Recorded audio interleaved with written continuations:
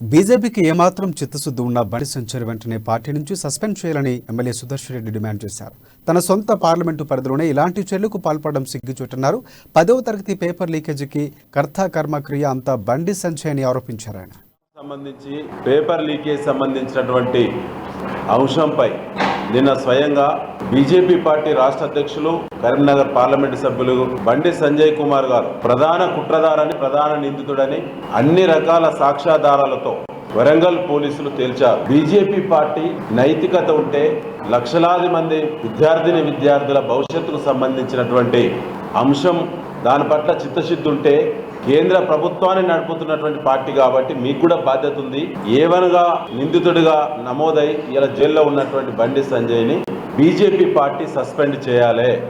తన సొంత పార్లమెంటు నియోజకవర్గ పరిధిలో కమలాపురం మండల కేంద్రంలో తన ఎంపీ పరిధిలోనే జరిగినటువంటి ఘటన, తనకు అన్ని రకాల పట్టున్నటువంటి ప్రాంతంలో జరిగిన ఘటన, నమో టీములో వరంగల్ పార్లమెంట్ ఇన్ఛార్జిగా